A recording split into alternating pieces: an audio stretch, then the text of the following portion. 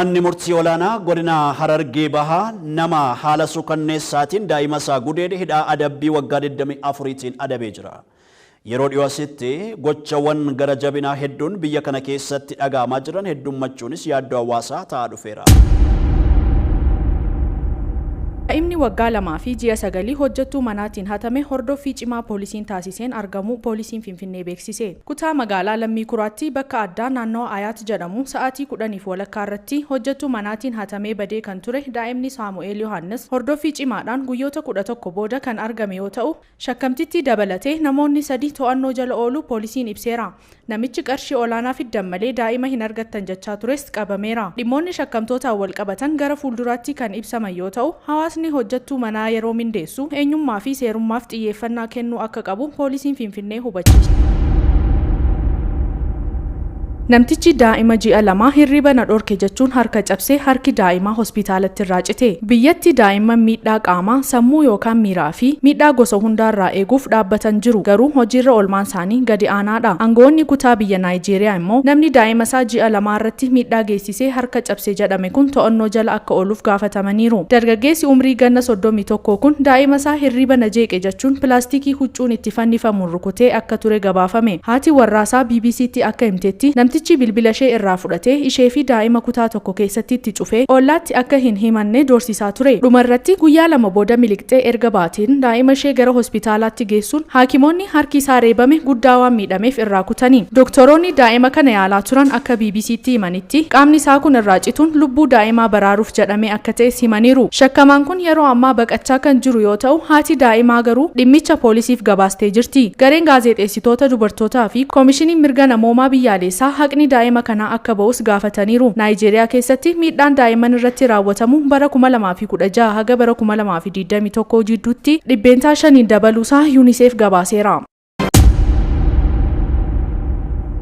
Duriin jirreen aadaa fi barsiifannaa uummata biyyattii keessatti hin beekamne dhiyeenya kana hawaasa bal'aa keessatti hojjetamuudhaan oduu fi odeeffannoon safuu hawaasichaa cabsuudhaan argaa dhageettii dhala namaatitti hin tolle bubbisuu qofa osoo hin taane gochi ulfina uumaa salphisuudhaan hariiroo uumamaa fi uumaa jidduu jirtu dukaneesse taateen suukanneessaan haada waliigaltee uumamaa wajjin dhalli namaa qabu muruudhaan hariiroon dhala namaatii fi uumama jidduu jiru akka laaffatu qofa osoo hin taane jireenyi dhala namaa akka fi safuu ganamaatitti akka hin taligamne taasisu hedduun raawwatamuudhaan lammiiwwan yaa Rabbi argaa dhageettii teenyaaf waan gaarii gumaachuu jechuurratti argamu. Gochi abaaramaa fi yakkisuu kanneessaan ulfaataa ta'ee fi safuu fi safeeffannaa duudhaa ganamaa lammiiwwan biyyattiidhaa cabsanii fi aadaa wajjin jireenya uummata biyyattiidhaa keessatti hin beekamnee fi hin baramin kun ammoo dhiyeenya kana gurra hawaasa biyyattiitis ta'e uummata Oromoo dhiisurratti argama. Gochi barsiifata dhala Oromtichaa akka ganamaa keessatti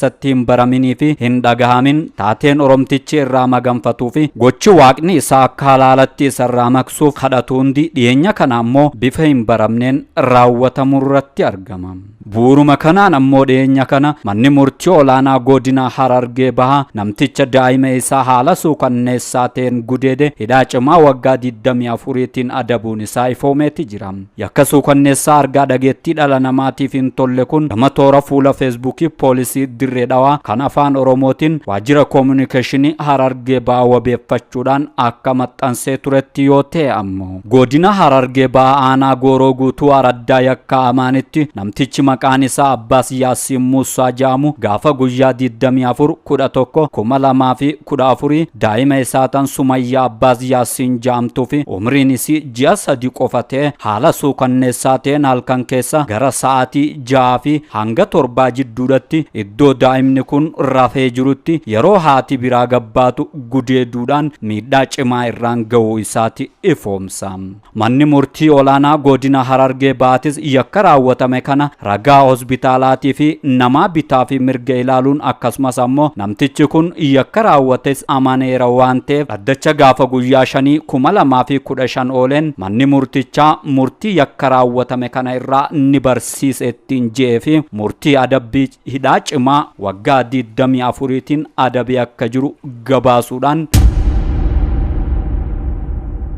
kanarraa nu haa eewalu jechuudhaan toorri fuula feesbuukaan poolisii dirree dhawaa afaan oromoodhaan yakka argaa fi dhageettii akkasumas ammoo gurra dhala namaaf hin tolle kana akka maganfachuudhaan barreeffama isaa kan waajjira dhimmoota koominikeeshinii godina Harargee Bahaa wabeeffachuudhaan toora fuula feesbuuka isaa irratti maxxansee ture kana goola.